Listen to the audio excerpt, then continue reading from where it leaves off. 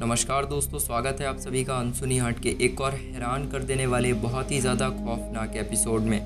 दोस्तों, आज की इस वीडियो में मैं आप लोगों के सामने रमेश नाम के एक ट्रक ड्राइवर के साथ घटी एक बहुत ही ज़्यादा हैरान कर देने वाली भूतिया घटना की कहानी मैं आज आप सभी के सामने लेकर आ चुका हूँ। तो दोस्तों, कहानी को शुरू करने से पहले अगर आप लोगों ने अभी तक हमारे चैनल को सब्सक्राइब नहीं किया है तो कर लें, ताकि आप भी हमारे इस छोटे से परिवार का हिस्सा बन पाएँ।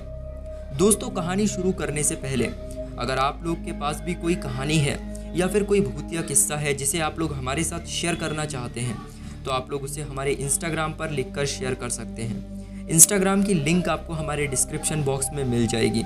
तो दोस्तों, चलिए बढ़ते हैं आज की इस खौफनाक घटना की ओर। दोस्तों, रमेश जो कि एक पुराना ट्रक ड्राइवर था, जो रोज रात को अपने ट्रक लेकर दूर दराज के देशों में निकला करता था। उसकी आंखों में दुनिया देखने की थकान तो थी, पर दिल में हिम्मत भी उतनी थी।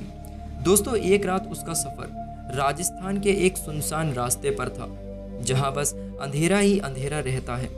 उस रात चांद भी बादलों में छुपा हुआ था और हवाएं में अजीब सी ठंडक थी। जैसे ही उसने अपने ट्रक को उस रास्ते पर मोड़ा था, एक अजीब सी घबराहट ने उसे अपनी गिरफ्त में ले लिया था। वो मन ही मन में अपने डर को दबाकर बैठा हुआ था और ट्रक चलाए जा रहा था। दोस्तों, रास्ते में उसकी हेडलाइट्स के सामने एक परछाई आई जो बिल्कुल सफ़ेद साड़ी में लिपटी हुई थी। उसके बालों से पानी टपक रहा था और आंखें बिल्कुल सफ़ेद नम थीं। उस परछाई को देखकर मानो रमेश की धड़कनें तेज हो गईं, पर उसने अपने ट्रक की स्पीड बढ़ा ली। वो उस परछाई को पीछे छोड़ना चाहता था, लेकिन वो आगे ही चला जा रहा था। दोस्तों, रमेश ने ट्रक का हॉर्न बजाया, लेकिन परछाई का कोई असर नहीं हुआ। वो चुपचाप ट्रक के आगे ऐसे चल रही थी जैसे ट्रक उसके पीछे पीछे चल रहा हो। घबराहट में रमेश ने अपने ट्रक का स्टीयरिंग इधर उधर घुमा दिया, पर ट्रक ने उसका कहा नहीं माना और सीधे उस परछाई की तरफ बढ़ने लगा। तभी उसने देखा कि उस परछाई के हाथ धीरे धीरे ट्रक के बोनट पर आने लगे हैं। उसका हाथ बिल्कुल सफ़ेद और ठंडा लग रहा था। रमेश ने हिम्मत करके ट्रक की साइड में देखने की कोशिश की, लेकिन उसने देखा कि उसके बगल में एक परछाई उसके साथ साथ चल रही थी। उसका होश उड़ गया, लेकिन उसने फिर भी ट्रक को चलाए रखा और एक पल के लिए भी पीछे मुड़कर नहीं देखा।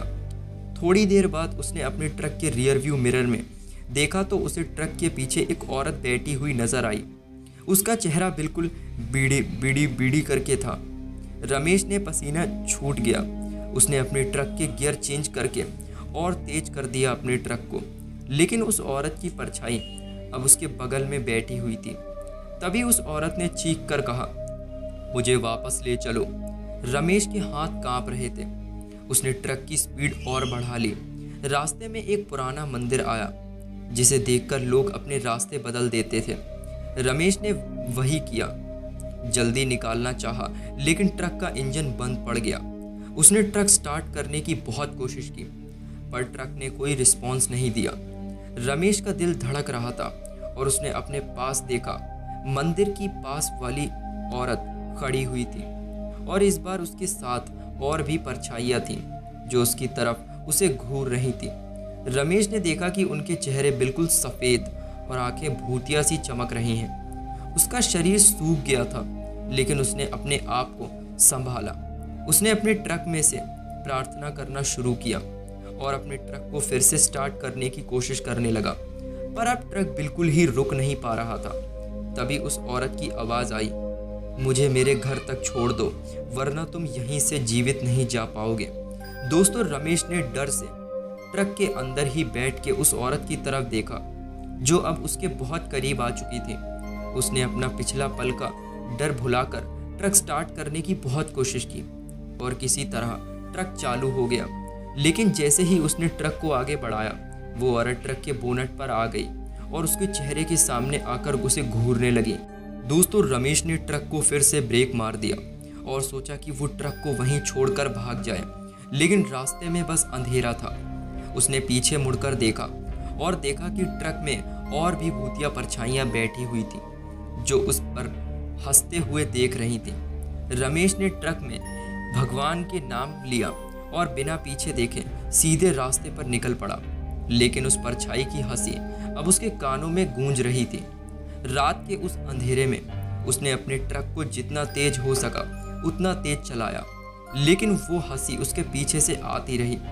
थोड़ी दूर जाने पर उसने सोचा कि शायद अब वो परछाई उसका पीछा छोड़ चुकी है, लेकिन अचानक उसके आगे एक औरत रास्ता काट गई। रमेश ने ब्रेक लगा दी और ट्रक रुक गई। उसने देखा कि वो औरत वही सफ़ेद साड़ी में थी जो उसके चेहरे की तरफ हाथ बढ़ा रही थी।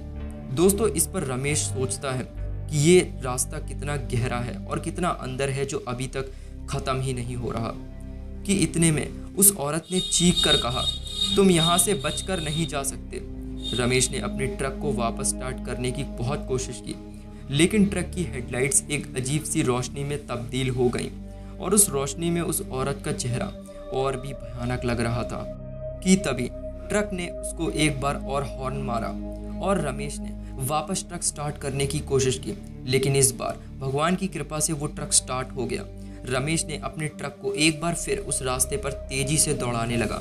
करीब आधे घंटे हुए ही थे उस ट्रक को तेज दौड़ते हुए कि रमेश को सामने सड़क पर एक बूढ़ा आदमी चलता हुआ दिखाई दिया। कि इतने में रमेश का रेडियो बहुत तेजी से बजने लगा, जिस पर आवाज़ आ रही थी, उस बूढ़े आदमी को मत बैठालना वरना तुम्हारी जान जा सकती है। कि तभी इतनी देर में रमेश ने अपने ट्रक से पीछे मुड़कर देखा तो वो बूढ़ा आदमी की शक्ल बिल्कुल गायब थी। दरअसल उसका शॉल से मुंह ढका हुआ था और मुंह उसका गायब था। उसकी जगह बिल्कुल काला अंधेरा था। ये देखकर रमेश की तो मानो रूह उसके शरीर से निकल गई। थोड़ी देर बाद ही रमेश अपने ट्रक को हाईवे पर चढ़ा देता है। हाईवे पर थोड़ी देर ट्रक चलाने के बाद वो अपने ट्रक को एक ढाबे पर रोकता है, जहाँ पर वो अपनी आप बीती उन सभी को सुनाता है, जिस पर वहाँ के बैठे लोग चौंक जाते हैं। और वहाँ बैठा एक बूढ़ा आदमी बताता है कि जिस रास्ते से तुम आ रहे हो, आए ना दिन उस रास्ते पर कुछ ना कुछ घटनाएं होती रहती हैं। वो तो अच्छा है कि तुमने उस औरत को अपने ट्रक में नहीं चढ़ने दिया, वरना वो तुम्हें ख़त्म कर देती। तो दोस्तों, ये थी रमेश की कहानी जो उसने हमें इंस्टाग्राम पर लिखकर शेयर की थी। तो दोस्तों, हमें उम्मीद है आपको ये कहानी अच्छी लगी होगी। अच्छी लगी तो हमारे चैनल को सब्सक्राइब कर देना और मिलते हैं आपसे एक और नई कहानी में। तब तक के लिए बाय।